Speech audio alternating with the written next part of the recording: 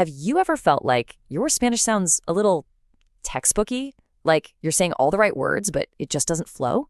Well, you're in the right place. Today, we are going to break down one of the biggest shortcuts to sounding truly fluent, double object pronouns. So, picture this. A learner might say something that's totally correct, but a little clunky, like da el libro a mí, but a native speaker, no way. They just say dámelo. You can hear it, right? That's the difference. That's the goal. And by the end of this, you'll know exactly how to do it.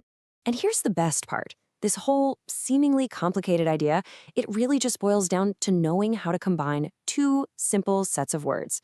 It's like we're making a recipe, and there are only two essential ingredients we need to worry about. Okay, so here they are. On one side, you've got your indirect object pronouns. Me, te, le, nos, os, les. These are the ones that tell you to whom or for whom something is happening. And on the other side, the direct object pronouns. Lo, la, los, las. These just replace what we're talking about. That's it. These are our building blocks. All right, we've got our ingredients. Now for the recipe. And it all starts with one simple, totally unbreakable rule about the order they go in. Seriously, if you get this one thing right, you are golden. Okay, here it is. The formula is always, and I mean 100% of the time, indirect first, then direct. Just remember that little phrase, I before D. Indirect object pronoun, then the direct object pronoun. It never, ever changes.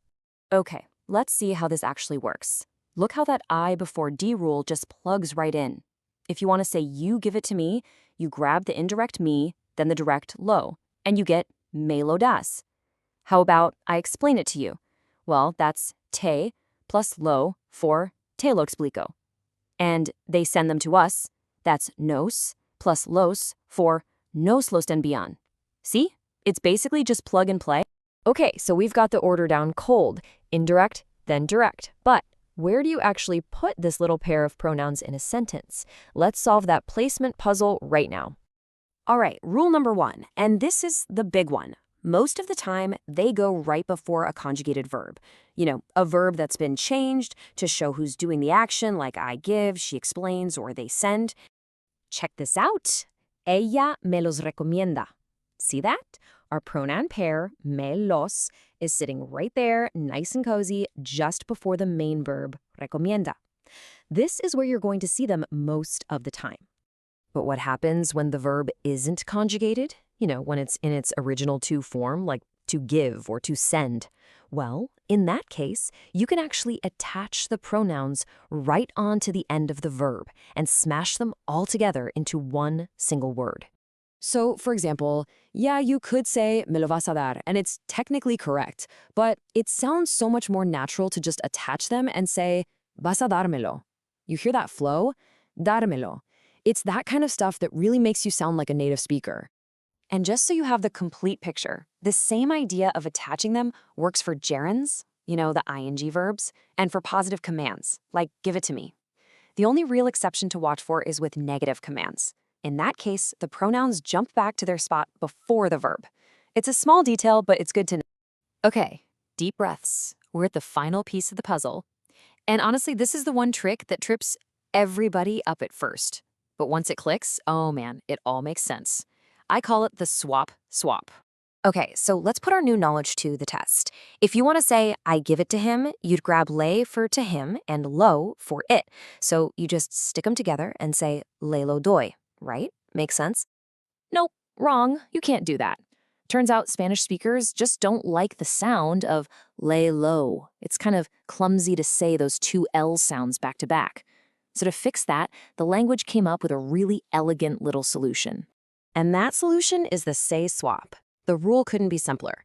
Whenever le or les ends up right before lo, la, los, or las, the le or les it morphs into say.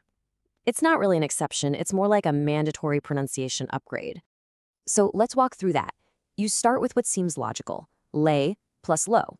But then that little alarm bell goes off, the C swap rule, and that le has to change to say. And boom, you get say lo. So I give it to him becomes se lo doy. See, it's a system. All right, that's it. That's the whole system. You've got the pronouns, you know the order, you know where to put them, and you know the super important say swap. So let's do one more from start to finish and put all these pieces together. Here's our final challenge sentence. I'm going to send the emails to you. This one's got everything we've talked about. Okay, let's use our four-step process. Step 1, what are our objects? The direct object is the emails, los correos, and the indirect is to you, a ti. Step 2, swap them for pronouns. Los correos becomes los, and a ti becomes te. Step 3, get the order right.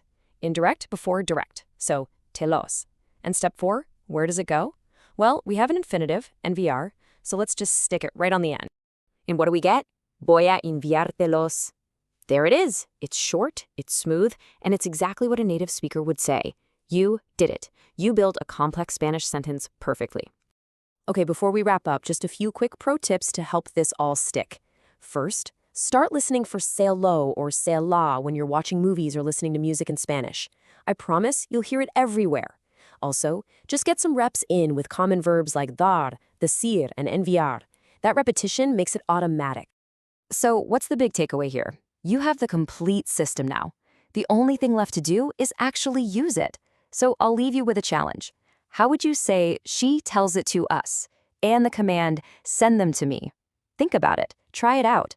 Because this is how you really start to sound fluent.